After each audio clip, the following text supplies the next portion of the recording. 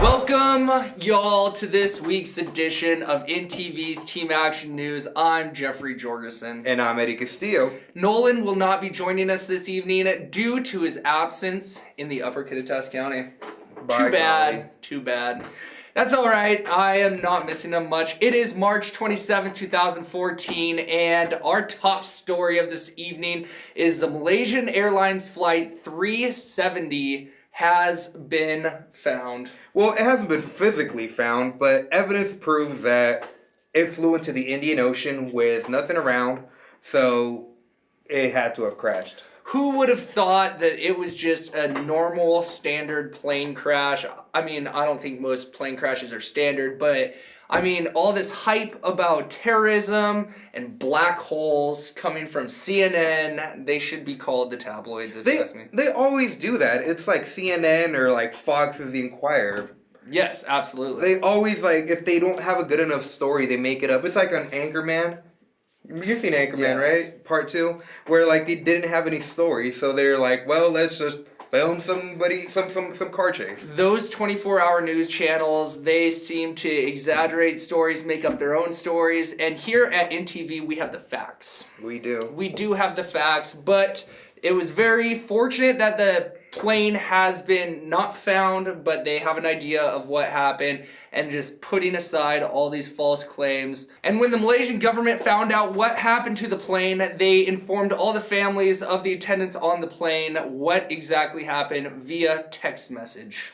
Sounds a bit disrespectful to do it through text message, though. When you really think about it, I feel like they at least deserve a phone call. They deserve a phone call. They deserve someone showing up on their front porch and letting them know what happened. Right. Text messaging, I mean, not so much. You might as well just Facebook. They probably put like an emoticon on it. Even Skype them. You know, you could Skype them. Some people don't have Skype, but like colon, parentheses, like smile or sad face. Yeah, like terrible. What do? You hashtag it? No. But you know what, Jeff? They've been doing this forever. They always blow things out of proportion.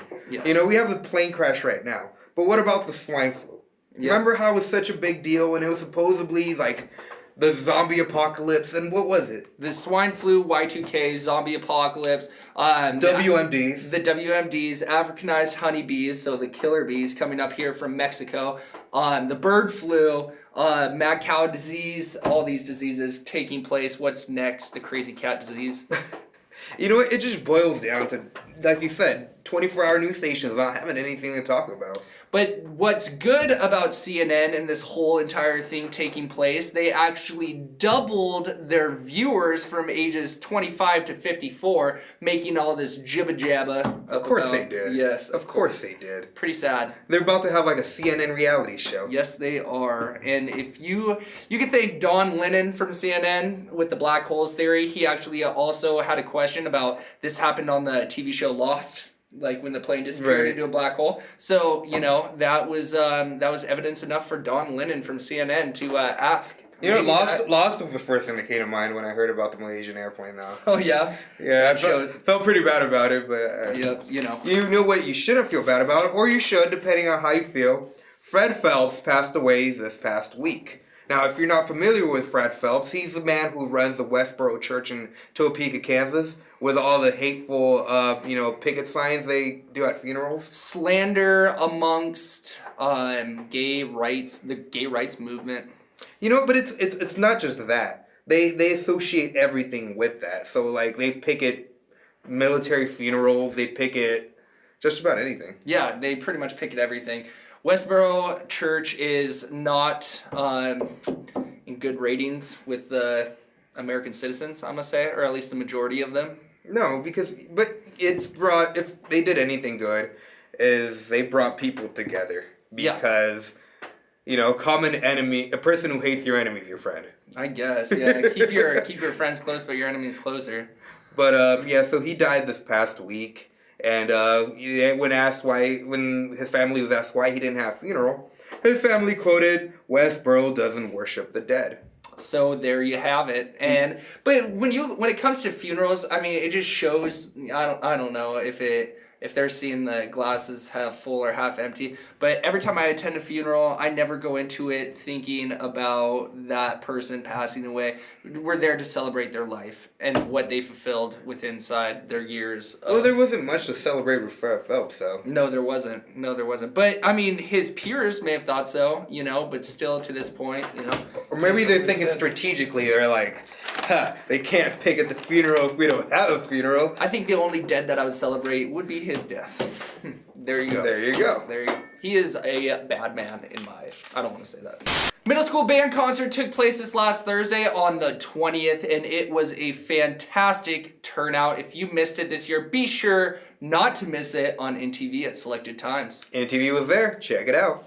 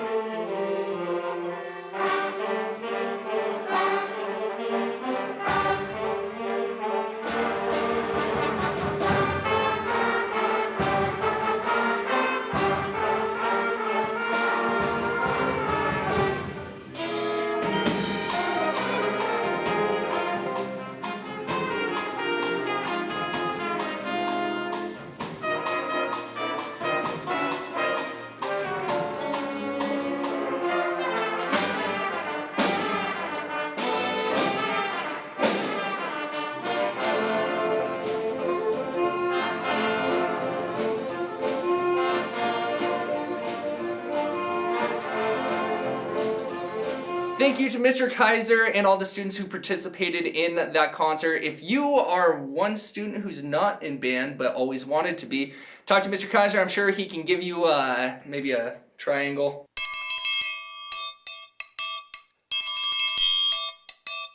Alright, the student art walk took place on March 22nd in downtown Roslyn. Just about every single business contributed, participated. We got a couple clips for you, so check it out. I'm Janine Brodeen. I'm on the Our Town Community Board, and I'm also the coordinator of the Art Walks. We are right now under an information station next to Harper's, and we're giving out maps and information about this year's Student Art Walk. This year we have 18 venues, most we've ever had. We have about 900 pieces of student art around town. Because we don't have galleries per se in town, we have the businesses that work with us, and we love getting the kids' art into the businesses for the kids' sake and also to get people in the businesses. We have all the K-5 students in Clellan Roslyn schools. We have middle school art, we have high school art. So we have from preschool all the way through high school. The elementary kids were inspired by Picasso, by George O'Keeffe, by Calder. I'm forgetting the other artist. It will come to me. So Susie Martin, who's a very involved parent at the school, organized the kids so different kids did. They would study the different artists, look at their art, and then paint canvases.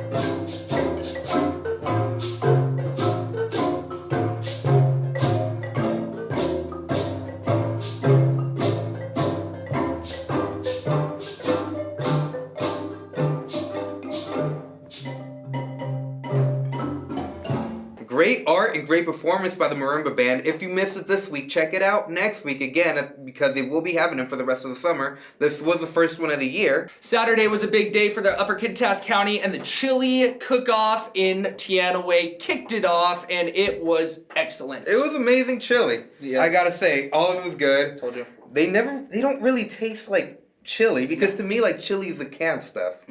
Nope, not this stuff. This is homemade, home fresh, up in the mountains, chili and the chili cook-off, and I missed it this year, which was very devastating. But at the same time, I got to attend the Sons of Italy spaghetti feed, but here is some clips from the chili cook-off. We have our 6th annual chili cook-off, and the hall is just zooming in there. People are coming in. It was a little slow starting. I thought, are we going to have any chilies? But now I think we've got 15 or 16 chilies at this point, and the thing starts at 6, so it's turning out great. How are you liking the turnout? Oh, I'm really happy. I'm really happy. We've got a great crew, a lot of new members helping out, a lot of calls today and yesterday, so good coverage. Have you tried any of the chilies yet? No, except for mine. Except for yours? What's special about yours? Like what? Because I heard that like they don't necessarily always taste like chili. They always have weird things in them. This year, every year, I just roast. I go to Yakima, I get a bunch of chilies, and I roast them and cut them up and put them in the chili. And this year, for the first time, I used ground beef, but I mixed in some tri-tip as well. So it's pretty darn good. We'll see. I didn't win last year, so I'm trying. I need to try it. Yeah. Were you telling me about the SWAC itself, though? How you had a bunch of new members? Well, we had about 140 members. Some of them have been members for over 40 or 50 years. And just this last fall, we were part of an kind of an incentive drive. The State Grange started to encourage us to ask people to become members. And my gosh, I think the last quarter, I know we had 16. I've got 5 that we voted on this month, and I've got about another 5 apps for next month. Wow. So are you filling up? We're filling up. We're really and what's exciting is a lot of these folks are either here full time or part time, but they're excited about jumping in and helping. So we've got more helpers than we've ever had at this event, and they're all in there, and they all showed up. Thank you, SWAC Teanaway Grange, and thank you everyone who participated in this chili cook-off. It was great. It really was.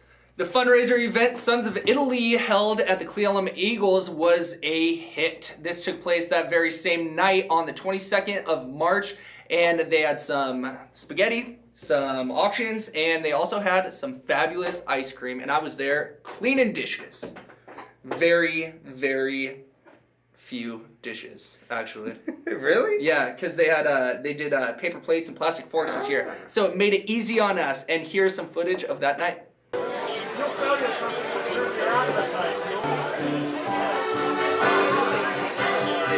This is the 27th annual Sons of Italy Spaghetti Feed.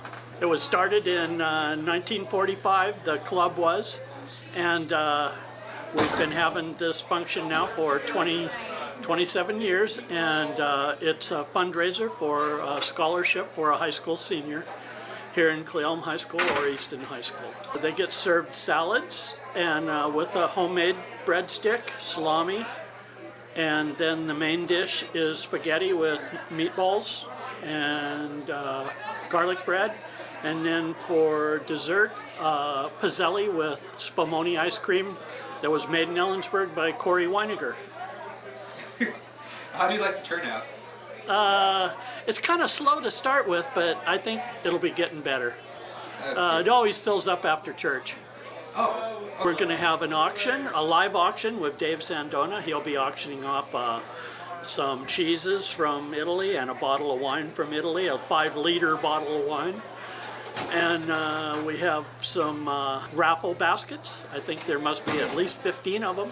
And you can purchase tickets. I think they're $5 for 6 tickets, and you put your tickets in whatever basket you'd like to win. There's a bucket in front of it.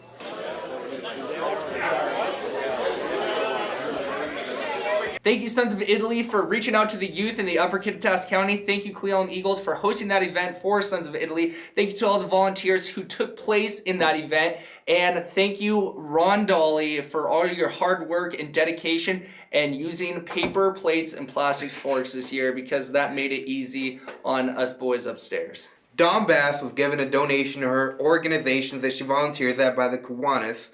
It was filmed about, last week. Unfortunately, we've been really jam-packed with stories and we weren't given a chance to throw it in, but here it is. It's my pleasure today on behalf of Kiwanis to recognize you and the organizations you're with for the work that you've done. And did you get a list of the organizations she's with? Well, I have it's a couple. easier to say the ones that I don't represent anymore. I am no longer with no. Well, at any rate, I do know that you are definitely with the community builders. And last week at our Kiwanis meeting, we set these funds aside for the organization. In fact, we have 3 checks here for you. And the first one here is for the ADDS, which is the Alcohol Drug Dependency Service Group, right? So that's a $1,000 check for that, which was approved last week. Should we smile that way for your... Oh, yeah. What's it? Oh, that's it. Okay. No, that's good. Perfect. Okay, and then I have 2 more checks here. One for the drug-free retreat in the amount of $750, and that's a program that happens every summer, right? Every April is when we do this one. The first check you gave me is the summer program, and then this check will help fund part of the drug-free youth retreat, which is happening on April 18th, and we're taking 20 middle schoolers and 10 high schoolers from the Cle Elum Roslyn School District up to Silver Ridge Ranch in Easton to celebrate them for their choice to be drug-free. It's a pretty cool event. Great. We really appreciate your support. Well, thank you. And the other check I have here is, I believe it's the first one that that Kiwanis has submitted, but it's for the polar bear plunge. Yay. Yeah, it's much appreciated. Thank you. And just to let the general public know that we love to encourage people to join our club, but in lieu of that, we also are dependent upon volunteer members. So it's not really a requirement that one joins as a club member of Kiwanis. We rely on community members, and so we encourage them to help us out in the activities that we take part in. You know, we do have a race every year at Suncadia, and Dave Bridgman here is in charge of that. It's a 5 and 10K race every year, so all these activities that we take part in, we always need people to help out. So we try to maintain a list of what we call Friends of Kiwanis. So we encourage you to help us out. So thank you. Thank you, Dawn Bass, and thank you to the Kiwanis for all your effort and the kids in the local community. Flashlight Easter egg hunt is taking place on April 19th, so be sure to get your batteries into those flashlights, grab your Easter egg baskets, and get out there and attend this Easter egg hunt. Tons of prizes are going to be given away. The event's going to be held at the Cle Elum Roslyn Elementary field right behind the playground, and this is going to be taking place at 9 p.m., $15 a person for registration. You can find tickets at the Tribune and Gunner's Coffee Cabin. This is hosted by the Vision of Cle Elum and your very own Inland Networks. Be sure to go. Now let's go on to Randy Winkler with his movie review. Randy? Hey, it's Randy Winkler again, your friendly neighborhood movie reviewer. This week I'm doing The Muppet Movie. Muppets. The Muppet Movie was so much better than I thought it was going to be. The last Muppet movie I really didn't enjoy. I don't know why, if it was the people starring in it or the plot was too weak or whatever, but this one was much better. It was really kind of back to the old Muppet movies where the Kermit and all the characters were the main characters, not the person, not a sidekick that came in and they were the stars and the Muppets were kind of all around them.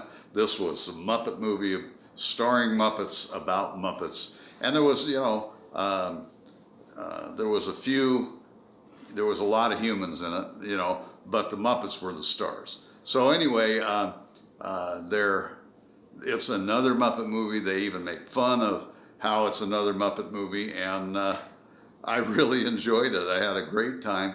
They have Kermit plays a dual role of the evil Muppet, and the evil guy has a little mole on his chin, and then Kermit, who of course doesn't have a mole. So at the beginning of the movie, the evil guy sticks a little mole on Kermit's chin. Everybody goes, "Oh, the evil guy!" And they go chasing him around. He ends up in prison in Russia and all kinds of stuff. So definitely go see it. I'm going to give it a strong 4. And don't forget to watch movies at your world famous Roslyn Theater and watch TV on INTV.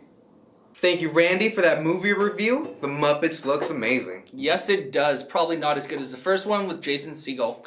I like that one. Randy didn't really like it, though. I don't know. I'm a big fan of Jason, though. I love him, too. You know what the best Muppets movie, though, was Muppets in Space. Oh, I liked Muppets Treasure Island. I remember Muppets Treasure Island. Remember Muppets, the TV show? I'm thinking the Christmas movie, though. Muppets Christmas Carol? Yeah. Yeah, that was a good one. The TV show. Nothing just beats the TV show, though. No. And now let's go on to Civic News. Thanks, Eddie, for that. Civic News. Cle Elum and Roslyn City Council met this week, and it was on Tuesday at 7 o'clock. Eddie wasn't there to film the Roslyn City Council, but what happened in the Cle Elum City Council, Eddie? Well, what happened at the Cle Elum City Council, Jeff? Sandy's replacement gave a few words. I'm very grateful to be here and to be taking over for Sandy, but I am going to be very sad to see her go. But my time with her has been very, very pleasurable. She's been an excellent teacher, and I have been very, very fortunate. And you guys will miss her, but hopefully I can fill some pretty big shoes. A man who never stated his name voiced his opinion on the last meeting at the Y Park. I guess my biggest concern regarding the intersection, you come down the hill and you see a double wide on one side and a really shabby looking intersection. And I think this town obviously has issues with both sides of town. Coming in one side, going in the other side. Crossing the Shoemakers, you've got a pile of junk over there that they've had sitting there for years. A brown building that's about ready to fall apart. Coming down this side of the town, you have an agenda sign of dates are happening in this town, and blue construction tape covering up an address that was once there for the what's the name of that building? The Chamber of Commerce. And so that and for me and for various people I think that live in this town who want to see things improve and look a lot more desirable, I think a roundabout, even though it's a big undertaking, would be a real good way to start something in this town that improves the overall look of the town on one end of it at least. I agree. And I know with semis going through there, it's going to be a big space you're going to need to do it. But there's one. I know most citizens don't know what you guys do. If they don't read the paper, they don't know.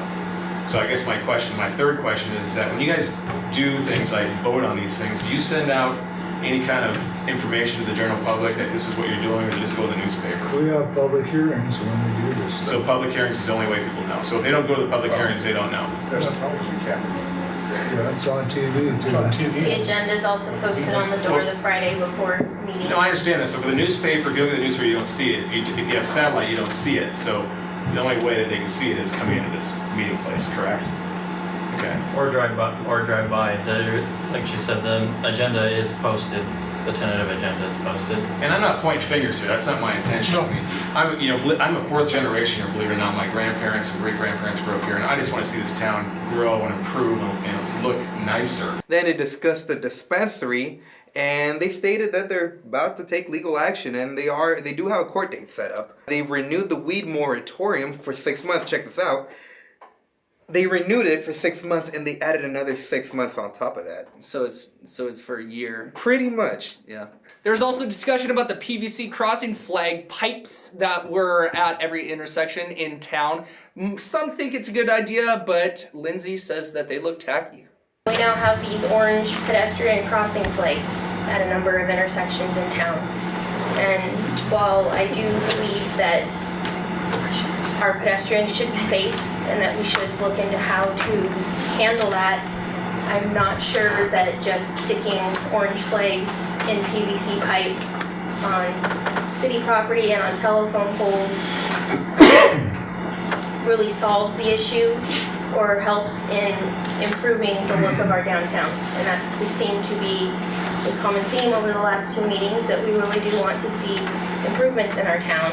And I certainly don't want the message to be to folks visiting our city that it's unsafe to cross a city street without one of these flags. If it helps, why not? I hear what you're saying, but if it helps, why not? It worked today. Well, I'll throw a little tidbits. If you go to Ketchum, Idaho, they have hundreds of those, and you need to use them. The streets are narrow, people are going fast, and it can be effective. It can be effective. Whatever helps keep people safe. Yeah. And that concludes Civic News. And now moving on to Warrior Sports. And here are the baseball scores.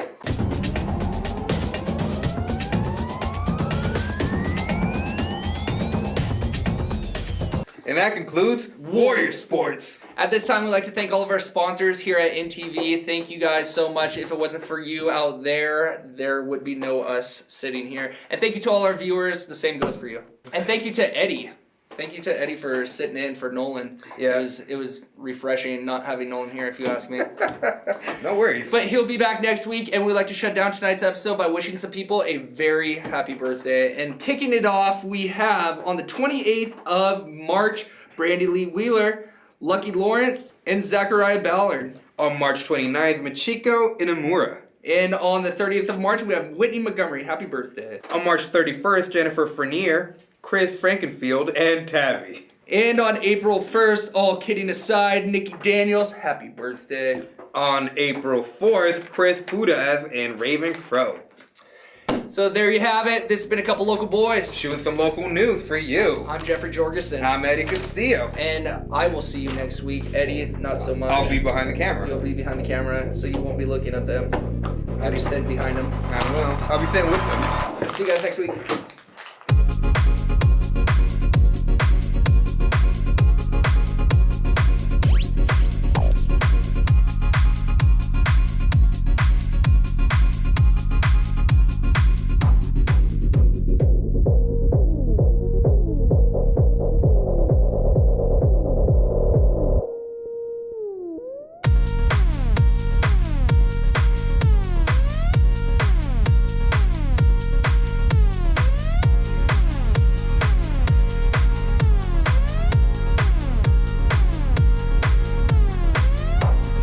What else is unfortunate, though, is the fact that the Malaysian airplane got found. I mean, it's fortunate that it got found, but unfortunate.